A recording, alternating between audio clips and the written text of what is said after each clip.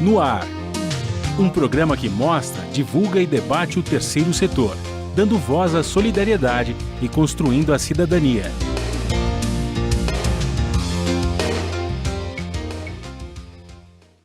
Olá, bom dia. Eu sou Joel Scala e começa agora o Observatório na Brasil Atual, um programa do Observatório do Terceiro Setor, com a co-apresentação de Frank Valverde.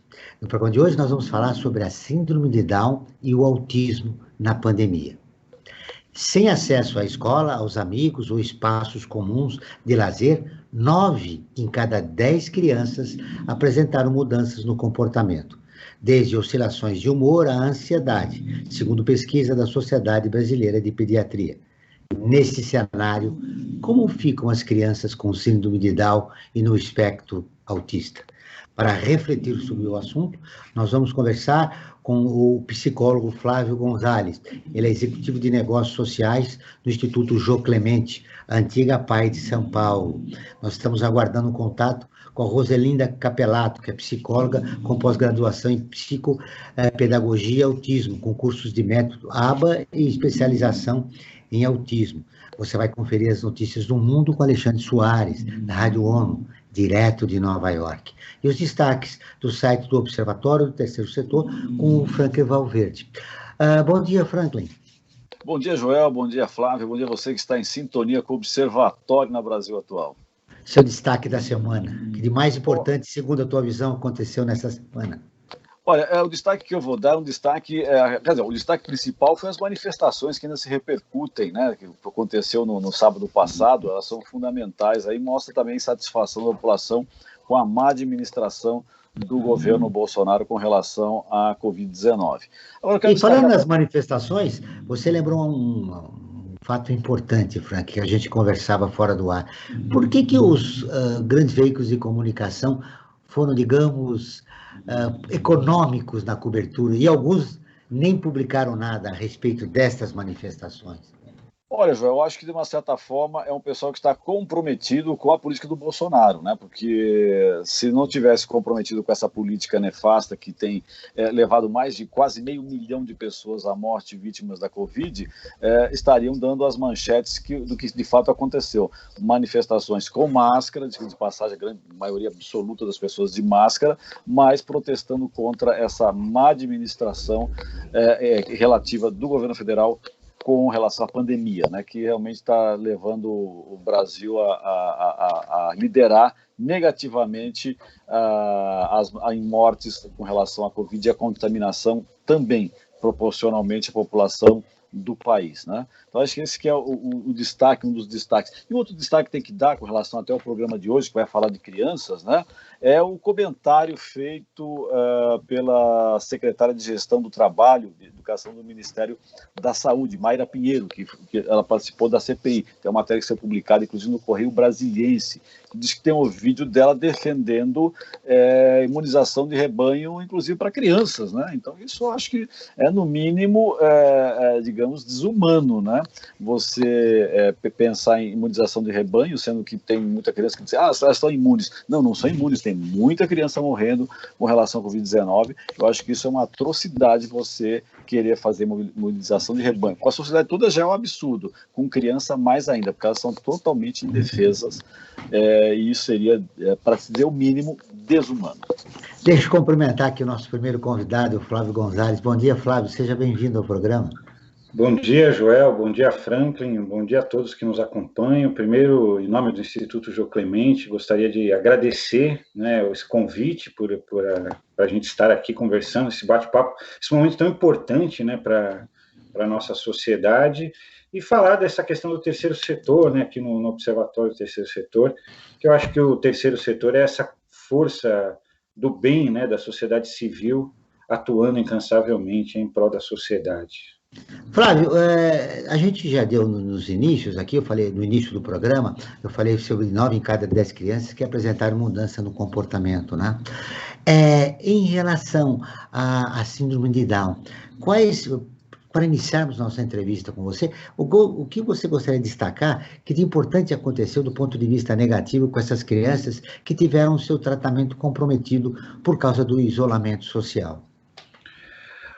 Bom, primeiro, um fato fundamental, né, que a gente tem batido muito na tecla, né, é assim, a pessoa com deficiência em geral e a pessoa com síndrome de Down, não escapa disso, principalmente também a criança, vive uma situação de isolamento social crônico, né, até no começo, né, da pandemia a gente comentou muito isso, porque as pessoas estão adoecendo também pelo isolamento social, né, e é um momento também da gente fazer uma reflexão sobre a exclusão, né, e o isolamento social crônico que a pessoa com deficiência em geral, inclusive a pessoa com síndrome de Down, vive no país, né, no Brasil e boa parte do mundo, né, em relação ao capacitismo, né, que seria para a pessoa com deficiência o equivalente ao racismo, né, e todo o impedimento, todas as barreiras que são colocadas para esse público, que, com certeza, com a pandemia, houve um agravamento, né, quer dizer, um aprofundamento dessa questão do isolamento social, o que impacta muito, né, e no caso específico da criança, né, você sabe que quando você faz um trabalho com crianças com síndrome de Down, uma das atividades muito importantes é o que nós chamamos de intervenção precoce, ou estimulação precoce, como alguns chamam, né? Porque a pessoa ela tem um atraso no desenvolvimento neuropsicomotor, né? E essa ideia da estimulação precoce é para você ir correndo atrás desse prejuízo, para que esse atraso seja o menor possível, né? E na medida em que você perde aí, né, claro, nós do Instituto Jô Clemente tentamos, e com algum êxito, fazer uma transposição disso para o modo remoto, mas perde-se muito da qualidade, né? Quer dizer, você perder 1, 2 anos no estágio inicial do desenvolvimento da pessoa é um prejuízo, sim, que depois não vai ser fácil você recuperar, porque nós estamos falando de desenvolvimento, né? Nós estamos falando de um processo que vai se instalando e que tem a ver com o passar do tempo também. Então, realmente é um cenário difícil para a pessoa com síndrome de Down, né, para a criança com síndrome de Down, né, e para o público em geral que tem algum tipo de deficiência, algum tipo de limitação. O Franklin trouxe o destaque da semana, e um dos destaques é de que a defesa de parte, o governo federal defende, através do Ministério da Saúde, a imunidade de rebanho com crianças e adolescentes. Você concorda? Olha, aí, né, falando como cidadão, né, nem tanto quanto um representante aqui do Instituto Jô Clemente, obviamente que eu não concordo, né, e eu sou pai também, tenho filhos, né, e eu não colocaria meu filho em risco, porque quando você olha estatística, né, às vezes você fala de 0,001% da população, parece um número baixo, mas a importância de uma pessoa, ela é imensa, né? Veja, você tem o seu filho, você não quer expor ele a um risco, né? A gente sabe que alguns setores da população mais carente sofrem esse dilema, porque também precisa ir trabalhar, às vezes não tem como deixar as crianças, é uma equação difícil, né? Agora, voltando aqui ao papel como Instituto Jô Clemente, para a criança com síndrome de Down, especificamente, isso é completamente inviável, né?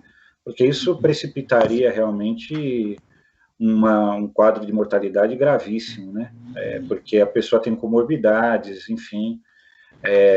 Do modo geral, quer dizer, é uma medida realmente que não faz muito sentido, no meu entender, né? Flávio, você já falou que realmente teve um impacto, né, nas crianças portadoras de síndrome de Down, esse isolamento social. Que tipo de conselhos iniciais que você dá para os pais que têm que manter o seu filho em isolamento em casa? Que orientação eles precisam para que a criança não perca aquele desenvolvimento que você falou que já está comprometido pelo isolamento?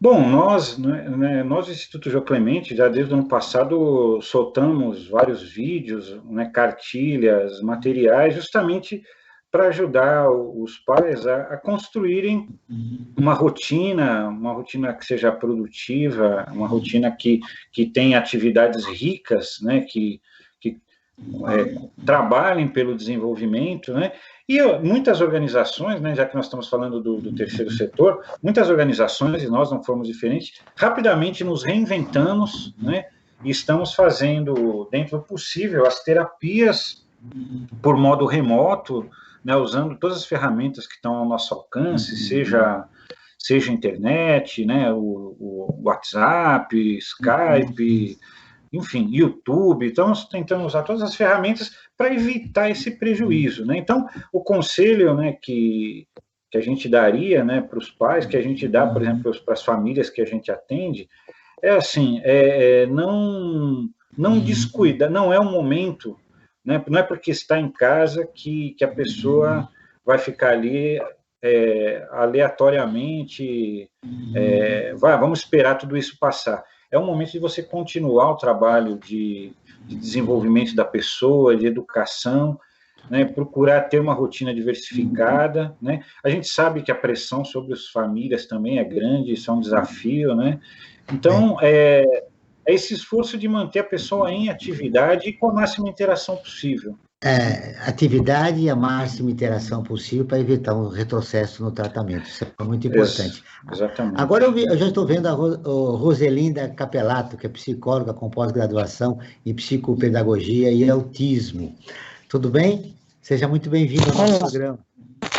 Olá, bom dia, vocês estão me escutando? Estou tendo um probleminha aqui técnico. Não, agora sim.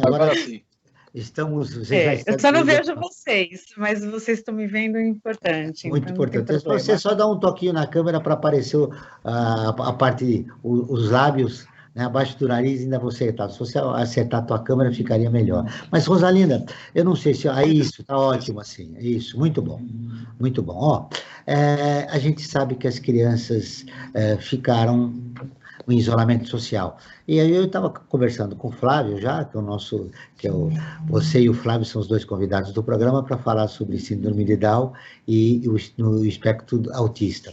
No seu caso, autismo, as crianças em isolamento, que não podem, autistas, que não tiveram que ficar em casa, né? Tiveram o seu tratamento comprometido.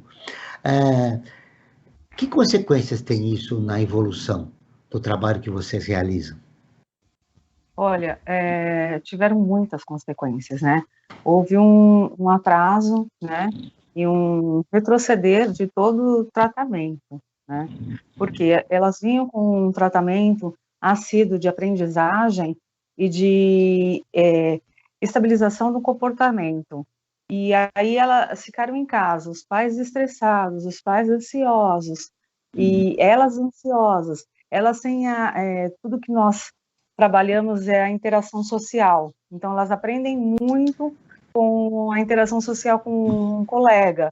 E aí, não ter ninguém, não ter como ter esse contato, né? E ter que fazer um atendimento, muitas vezes online, isso é totalmente prejudicial para a criança, né? Infelizmente, essa pandemia ela veio para atrapalhar muito o desenvolvimento das crianças com espectro autista. No Brasil, não há dados oficiais sobre o número de pessoas que apresentam o transtorno do espectro do autismo, mas estimativas apontam que ao menos 1% da população mundial esteja enquadrada no espectro. O que diversas pesquisas já apontam é que o impacto da pandemia nesse grupo para crianças e jovens que ficaram longe da escola e que não puderam desenvolver as terapias durante a pandemia, pode ser ainda mais desafiador, uma vez que a mudança de rotina costuma elevar o estresse e o nervosismo, causando surtos de agressividade. A falta de contato presencial com colegas pode prejudicar ainda mais habilidades de socialização antes desenvolvidas em sala de aula. Ao longo do tempo, diante das telas, traz cansaço e irritação, e as escolas nem sempre desenvolvem adaptações no conteúdo e nas atividades oferecidas à distância. Ou seja, muitos problemas envolvem, não, os autistas nesta pandemia. Sim, totalmente, porque assim, foi passado, né, teve, claro, os professores tiveram muitas dificuldades, né, com o aprendizado das crianças, não só com os autistas, né, mas com toda a sociedade, e aí algumas informações, até as melhores escolas, vamos dizer, os melhores conteudistas, né, são os professores, tentaram passar, mas só que foi passado essa forma de ensinar aos pais. E os pais não estão acostumados com isso. Então, requer toda a parte do sentimento desses pais, e aí junta com a emoção, porque eles não são o real para ensinar os alunos, eles são para educar, não ensinar. Então, foi uma mistura muito grande de sentimentos que eles passavam. E muitas vezes, quer que o filho aprenda. Não, mas como assim ele não está aprendendo? Né? Como assim ele não está repetindo o que nós falamos? Então, nem todos os pais têm essa facilidade, né, de ensinar, apesar de vários, por exemplo, no meu caso, eu coloco os pais também para mostrar como que você pode dar continuidade no trabalho dentro da sessão, além, né, na casa, na escola, né, com alguns projetos de PECs, ABA, né, de kits, todos esses, né, regulamentos e formulários, mas eles não conseguem, né, porque também mexeu com a emoção deles. Então, assim, a ansiedade de não poder trabalhar, muitas vezes, perder o emprego, então, foi totalmente assim, né, e a criança se desregula mesmo, ela entra em surto, ela entra em estresse também. E isso causa vários problemas na criança, né, que pode até ter um retrocesso no seu tratamento. Nós agora vamos ouvir a Rádio ONU, parceira de conteúdo do Observatório do Terceiro Setor, com a matéria: a agência da ONU pede mais apoio para educadores depois da pandemia. Alexandre Soares, de Nova York, tem as informações. É urgente investir na educação e na formação e no trabalho digno dos profissionais de educação, para que possam contribuir para a recuperação após a pandemia. Esta foi a conclusão de uma reunião da Organização Internacional do Trabalho, OIT, sobre o futuro para os profissionais na área da educação. Segundo a OIT, professores, formadores e pessoal de apoio precisarão dominar novas tecnologias e técnicas, entender as demandas e habilidades do mercado de trabalho e serem apoiados para lidar com as suas maiores responsabilidades. O embaixador de Barbados junto à ONU, Chad Blackman, presidiu o encontro com governos, organizações de empregadores e de trabalhadores de todo o mundo.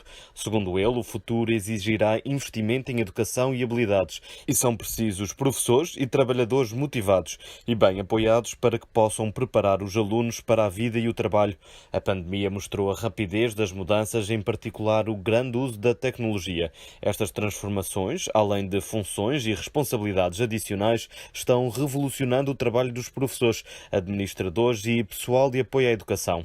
Outro desafio é conectar a educação às necessidades dos empregadores e investir em formação e treinamento técnico-profissional. O vice-presidente de uma associação de empregadores, Santiago Garcia Gutierrez, contou que garantir que os sistemas de educação e treinamento atendem às necessidades do mercado de trabalho é uma das principais prioridades. Da ONU News em Nova York, Alexandre Soares. Continuamos com o Observatório na Brasil Atual, um programa do Observatório do Terceiro Setor. Estamos falando sobre síndrome de Down e autismo na pandemia, com Roselinda Capelato, psicóloga com pós-graduação em psicopedagogia e autismo, e o Flávio Gonçalves, que é psicólogo executivo de negócios no Instituto Jô Clemente. Agora vamos ouvir o Franklin Valverde, que ele tem uma pesquisa a respeito desse assunto muito importante que nós estamos tocando no programa de hoje. Não é isso, Franklin? É verdade, Joel. Nós aqui do Observatório do Terceiro Setor, a cada programa nós fazemos enquetes. Nós fazemos algumas enquetes para sentir um pouco a temperatura dos nossos ouvintes, das nossas ouvintes, a respeito do tema que nós vamos abordar no programa. E no caso do programa de hoje, nós fizemos duas enquetes. Uma sobre autismo e outra sobre a síndrome de Down. Olha só o resultado. Você conhece alguém com autismo? Da nossa enquete, 77% das pessoas disseram que sim, contra 23% que não. Ou seja, uma boa parcela muito considerável da população conhecem pessoas que têm essa síndrome, sofrem do autismo, né? E também perguntamos se você conhece alguém com síndrome de Down. 71% das pessoas disseram que sim, que conhecem pessoas que têm a síndrome de Down.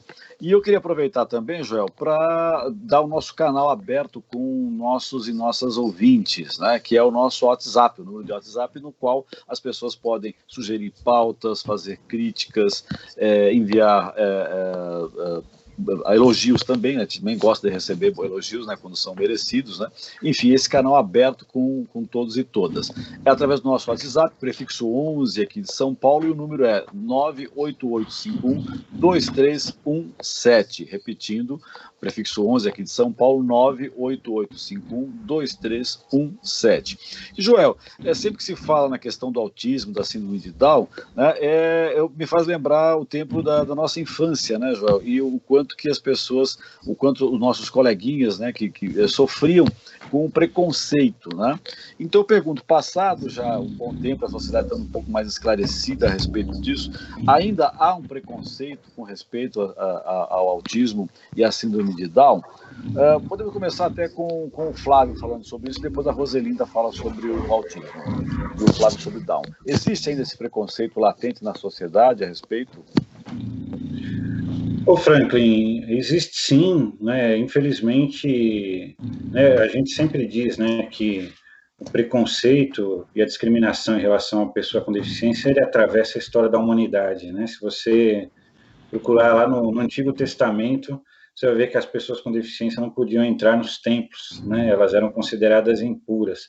Então, existem raízes muito profundas, né, que hoje nós colocamos dentro dessa caracterização do que nós chamamos de capacitismo, né, que seria o equivalente ao racismo, né, para a pessoa com deficiência. Então, o que nós chamamos de barreiras atitudinais, né, que são, né, hoje nós entendemos sempre a deficiência e a interação com diversas barreiras, né, e as barreiras atitudinais realmente acabam impedindo a participação da pessoa, a garantia dos seus direitos, né? A pessoa com síndrome de Down, por exemplo, ela é um adulto que muitas vezes ela é infantilizado, né? Ela não tem muito direito à privacidade, né? Por mais que aparentemente há uma simpatia até coletiva, né? Porque as pessoas fazem associações até afetivas, né, com uma pessoa com síndrome de Down, mas a verdade é que se subestima muito, né, a capacidade da pessoa.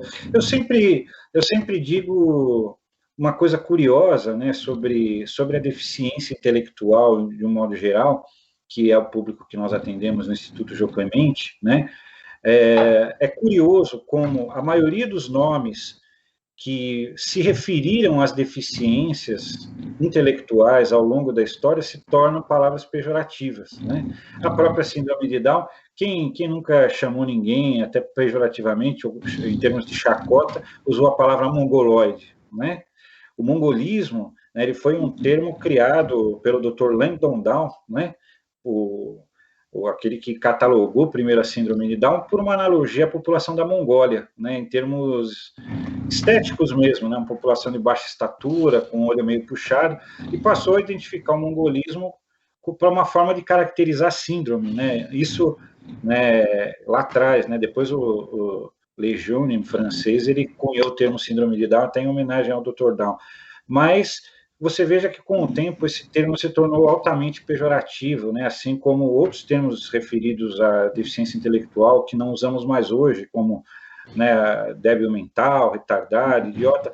Todos esses termos que se tornam extremamente ofensivos com o passar do tempo, são, na verdade, um termômetro do quanto existe de preconceito em relação a esse público, né? E isso, conceitualmente, mudou um pouco, as pessoas hoje têm um pouco mais de percepção nos direitos, mas a atitude ainda é muito excludente, infelizmente, né? Gostaríamos muito de falar outra coisa, né? Mas a atitude das escolas, do mercado de trabalho, da sociedade em geral, ainda é muito excludente. Nós vimos, eu não sei se vocês acompanharam, não vou citar o clube aqui, mas há uns 2 anos atrás, um pouco antes da pandemia, nós fomos chamados até pelo Ministério Público para participar de uma reunião, porque um clube de futebol bastante conhecido tinha lá suas atividades no clube, né?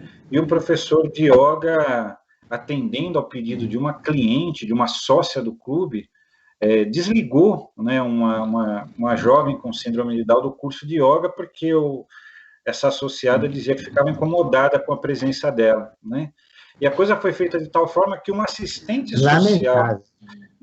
social do clube fez uma reunião com a família explicando isso, né? E a família, obviamente, que foi para a justiça e ganhou, né? Isso ficou muito, muito mal naquela ocasião para o clube, né?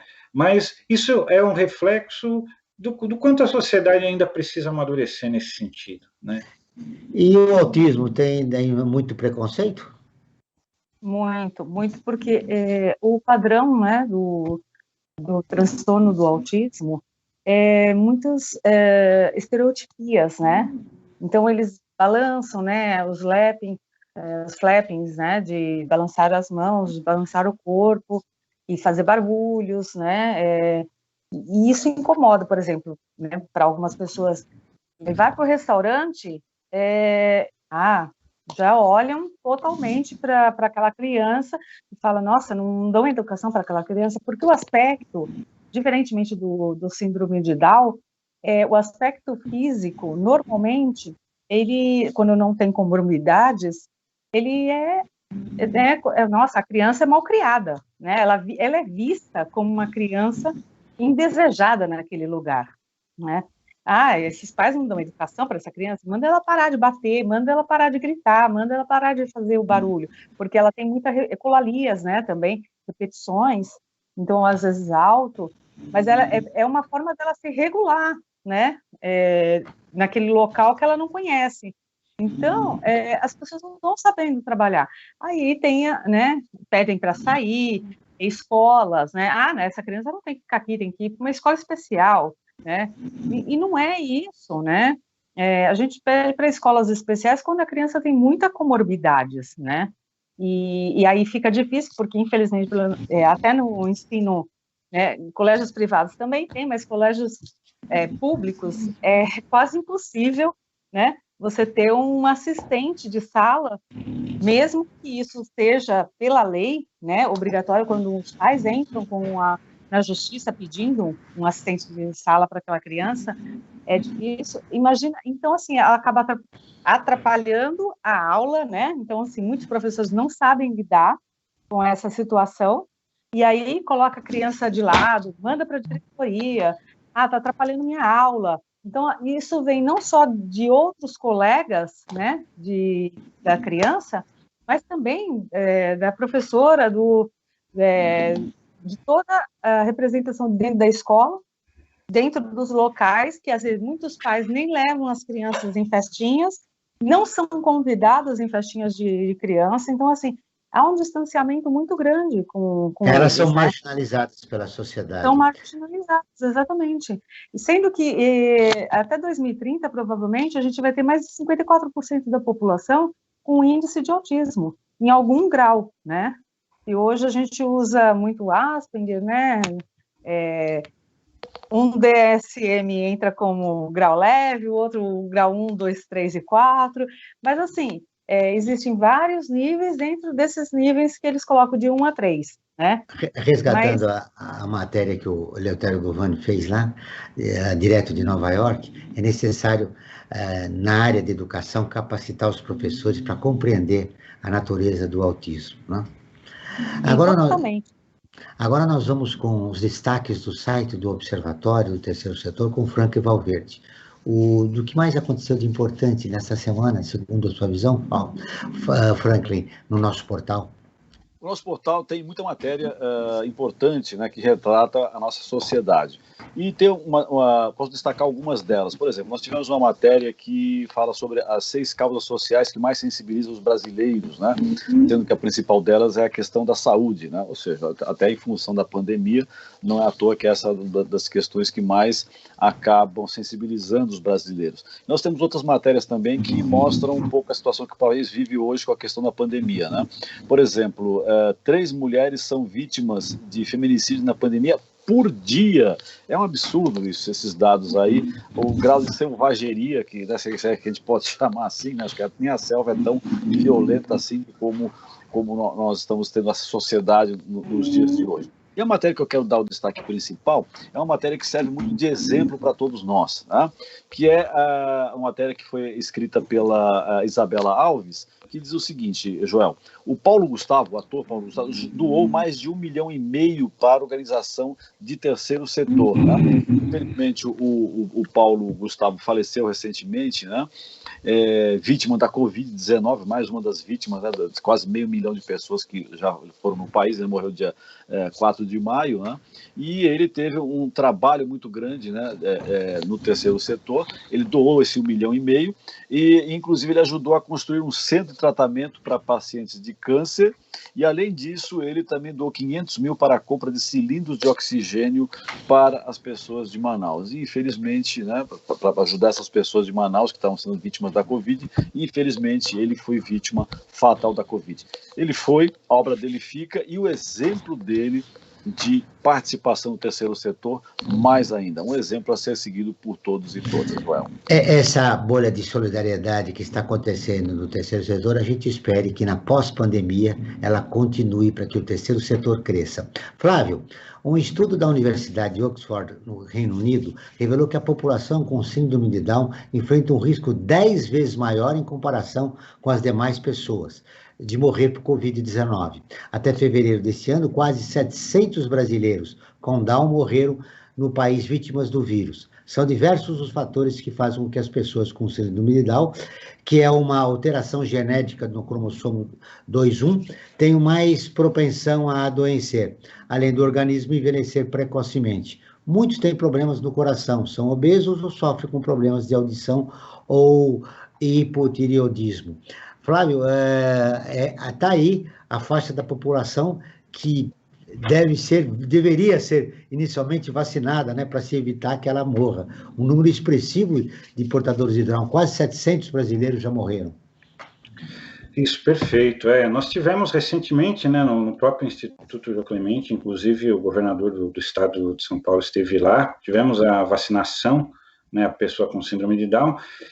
Realmente o risco, né, tem essa questão da cardiopatia, né, que é um risco crônico mesmo, como foi colocado.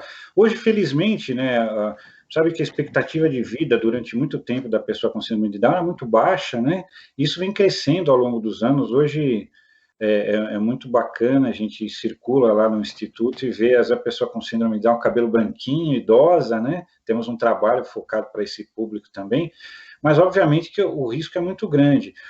Fora a questão da percepção do perigo, né? Porque eu falo assim, você pega uma maçaneta num local público que você vai, você tem a percepção de passar depois um pouquinho de álcool gel na sua mão, porque você sabe que N pessoas tocaram naquela maçaneta. Agora, essa análise dos riscos em potencial do ambiente, muitas vezes a pessoa com deficiência intelectual e com síndrome de Down não consegue fazer, né? Então, acaba se expondo mais.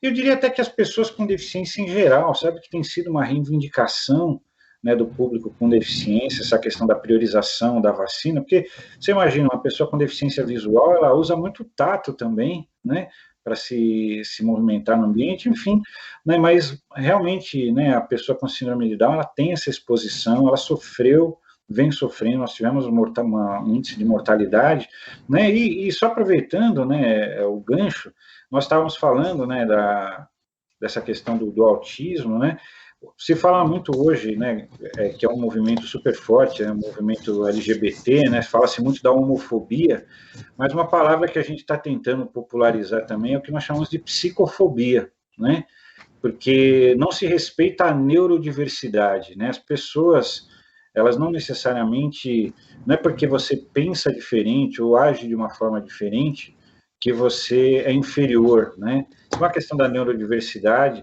E essa questão da psicofobia é muito séria, né? E afeta milhares de pessoas, porque, veja, a questão dos transtornos mentais, hoje, já é a principal causa de afastamento no trabalho, né? Então, nós precisamos combater isso, e eu sempre digo, né, a luta pelo direito das pessoas com deficiência não é uma luta por eles, né, como se estivéssemos tratando de um público diferente, né? É da sociedade geral, né? É uma luta por nós, porque dificilmente pela estatística, né, dificilmente uma família, ao longo da sua história, não terá que lidar pessoalmente com a questão da deficiência, com a questão do autismo, com a questão dos diversos tipos de déficit funcional que faz parte da condição humana, né? Então, é uma questão do direito de todos. E também nós fazemos o atendimento técnico aqui da primeira delegacia da pessoa com deficiência do Estado de São Paulo, e o índice de violência, né, aproveitando que o Franklin colocou para a gente, o índice de violência contra a pessoa com deficiência, que é vulnerável, aumentou muito também, né? Então, temos todos esses componentes aí nos desafiando, né, para que a gente aperfeiçoe a sociedade. Você quer ficar informado sobre projetos, causas sociais e direitos humanos? Siga o Observatório do Terceiro Setor pelas redes sociais e acompanhe informações do Brasil e do mundo. No Instagram, @Observatório Terceiro Setor, no Facebook, facebook.com/Observatório Terceiro Setor. Nossos programas de rádio também estão disponíveis no canal do Observatório no YouTube. Lá você também encontra entrevistas e quadros de Como Você Sabia e Você Conhece, que mostram aspectos ignorados da história e refletem sobre a sociedade. No canal você pode assistir também as lives realizadas pelo Observatório toda quinta-feira, às 17 horas. Não perca, toda quinta-feira, às 17 horas, tem lives realizadas pelo Observatório do Terceiro Setor. Para você assistir, basta buscar por Observatório 3 Setor, 3 em numeral. Rosalinda, você falou no início da tua participação da diferença entre educar e ensinar, que é uma dificuldade que os pais têm de absorver isso. Eu gostaria de explorar um pouco mais isso. Isso é fundamental, né? Inclusive no próprio tratamento, não só da criança e do adolescente autista, mas da compreensão da família, né? Porque a família, às vezes, imagina que é o psicólogo que deve conduzir isso. Não, eles têm que educar os filhos. E nesse processo, era fundamental que as famílias portadoras de Down tivessem um curso, né, para serem orientadas a respeito da diferença entre educar e ensinar. Sim. Todas as palestras que vou, né, e com as famílias que eu trabalho, que há uma diferenciação, né? Cada profissional, ela tem essa sua função. O psicólogo é entender os sentimentos, as emoções, o psicopedagogo, o porquê que ele não está conseguindo ter uma aprendizagem, né? O professor é ensinar, né? E os pais é educar e ajudar no comportamento, né? Que o psicólogo ajuda no comportamento dessas crianças também, né? Com autismo, para saber a melhor forma, porque assim, o ensinar, ele não é só uma maneira, né? São várias, então você tem que saber primeiro conhecer aquele indivíduo que você está com ele, né? Porque você pode ter 3 autistas, né, dentro de uma sala de aula, 2 síndromes de Down, e eles são completamente diferentes, né? Mesmo tendo o mesmo espectro autista ou a mesma síndrome de Down. Eles são totalmente diferentes. Então, são indivíduos que você tem que olhar não como um todo, e sim como um individual de cada um. Então, você conhece ele e sabe como fazê-lo aprender, utilizando do que ele mais gosta, né? E isso é o ensinar para os professores, e os pais, eles sempre estão na retaguarda. E a educação, o comportamento, olha, você não pode gritar em tal lugar, né? Isso para até todas as crianças, inclusive típicas, né? Você ensina de uma outra forma, né? E não nem batendo, nem agredindo, mas olha, por que você não pode fazer isso? Por que não é legal fazer isso? Quando você quiser, por exemplo, pedir algo, quando estiver te incomodando, se comunique. Se a criança autista, né, atípica, tiver problema na fala, né, a primeira coisa você aprende com cartãozinhos. Olha, não estou me sentindo bem. Olha, eu estou... E aí a forma da mãe e a psicóloga estar junto nesse processo, né? É importante É importante a família e o profissional de saúde estarem juntos no tratamento. Estamos caminhando para o final do programa. Infelizmente, foi uma conversa muito boa com vocês, esclarecedora a respeito do autismo e da síndrome de Down, sobretudo nessa pandemia que mexeu com a cabeça de todo mundo, né? Não só das crianças portadoras e dos adolescentes, mas também dos profissionais, né? Olha, uma pesquisa do Instituto do Sono com responsáveis de crianças e adolescentes no espectro autista, revelou que 60% dos menores apresentaram a necessidade de voltar a dormir com os pais. Antes da pandemia, esse percentual era de 40%, um pouco mais de 40%. Além disso, os pais relataram que os filhos têm ficado acordados por mais de 30 minutos quando despertam durante a noite. Esse risco já é 3,8% maior em crianças com autismo, né, na pandemia. E a pandemia aumentou essa probabilidade também, né, passou de 3,8 para 4,6. Que orientação rápida você daria para essas crianças, para os pais, né, na verdade, já que as crianças sentem necessidade de dormir com os pais durante a pandemia? Eu nunca aconselho nem crianças típicas nem atípicas a dormir com os pais, né? Sempre cada um tem que ser o seu quarto. É os pais ficarem um pouquinho mais e fazer jogos do que a criança gosta e falar, olha, vamos fazer tal jogo, né? Vamos brincar com tal coisa que você gosta e depois você vai dormir e descansar. Acordou de madrugada? Tenta esvaziar a mente, né? Vai conversando com a criança, olha, vê um bichinho que você gosta e vai vendo ele andando, passando, né? Depende de cada forma da criança, é aquilo que eu falei, cada indivíduo é de um jeito, por isso o profissional tem que estar próximo, né? Tem que se adaptar, porque cada criança tem uma resposta diferente a respeito do problema que ela tem, né? Ô, Flávio, rapidamente, antes de fazer a última pergunta e para o destaque final do Franklin, em janeiro, em meio ao colapso da saúde no Amazonas, a foto de um enfermeiro que abraçou um paciente com síndrome de Down enquanto ele recebia oxigênio no interior do Amazonas viralizou e gerou comoção nas redes sociais. A atitude do profissional de saúde foi para tranquilizar o rapaz, que, diagnosticado com Covid-19, estava com medo de colocar a máscara para aspirar o gás. Foi por meio dos engajamentos das publicações que conseguiram um leito de UTI para que o Hermo seja internado na capital. Gestos como esse ajudam a aproximar a sociedade que gera e tem, como disse você, historicamente preconceito, a compreender maior os portadores de síndrome de Down. Sem dúvida, sem dúvida. Foi uma foto realmente tocante, né? Nós estamos num momento também onde nós precisamos de gestos humanos, né? Que nos tragam essa noção de solidariedade. Esse foi um gesto muito realmente tocante, acho que nos afetou a todos, né?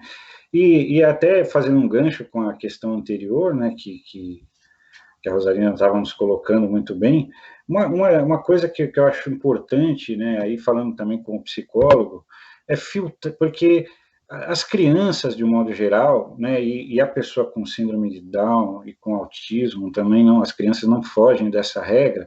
Hoje nós vivemos uma hiperexposição também à informação, né, e você, por exemplo, se você deixa o tempo todo no jornal, né, aí vai ficar falando, né, olha, agora são 3.000 mortes, agora são 4.000 mortes, né, então nós já vivemos um contexto de muita insegurança, onde todas as pessoas têm uma percepção de que elas estão sob uma certa ameaça, quer dizer, eu posso pegar o vírus, né, e essa hiperexposição a essa temática, né, constante, a criança, às vezes ela está ali brincando, mas ela está ouvindo, né? E isso tem levado até a quadros de síndrome do pânico, de fobias, né?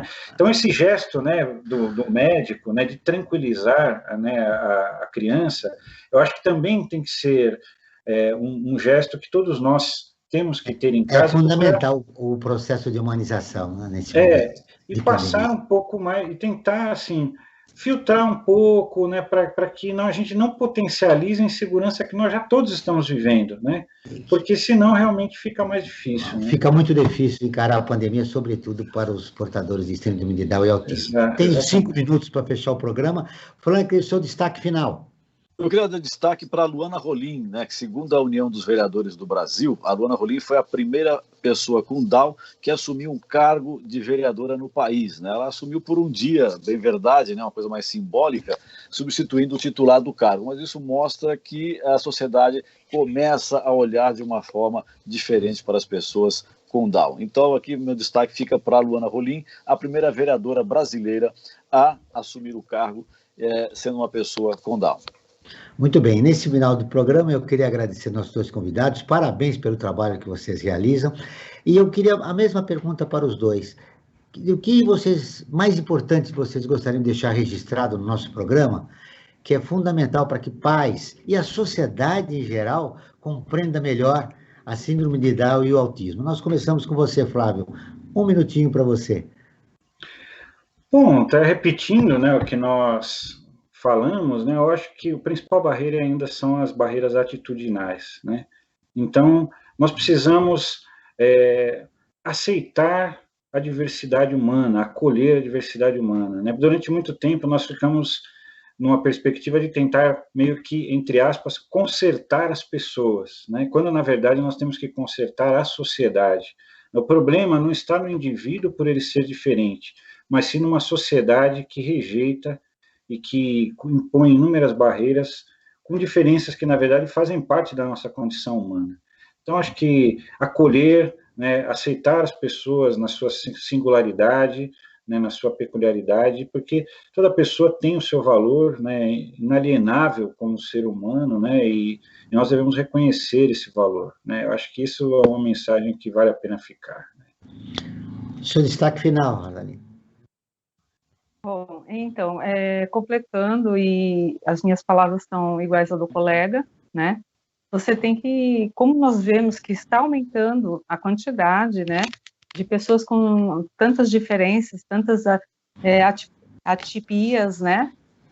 Então, é necessário você ver e aceitar essa humanização, porque nós todos somos diferentes, né? Não somos únicos. Então, as diferenças estão aí para a gente ser realmente acolhida e humanizada mesmo. Então, você tem que aceitar isso, porque é normal, você não é igual ao outro, nem o outro igual a você. Muito menos as crianças atípicas, né, e com síndromes.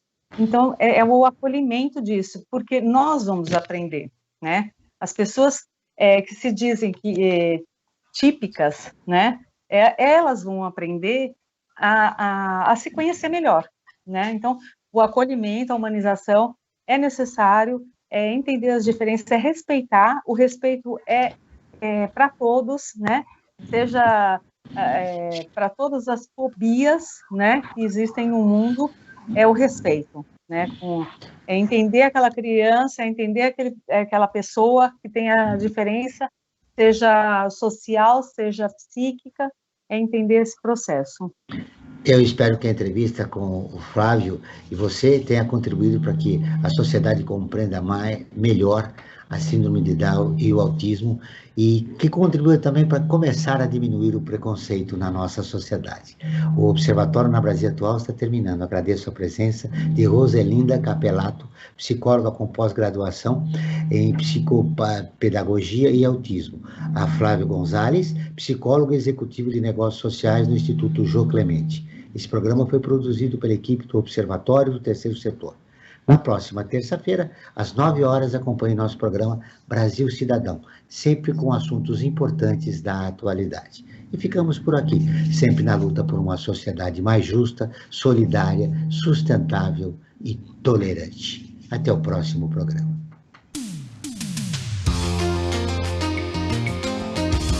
Você ouviu na Brasil Atual mais uma edição do Observatório do Terceiro Setor, sempre na luta por uma sociedade mais justa, solidária, sustentável e tolerante. Observatório do Terceiro Setor, o olhar da cidadania.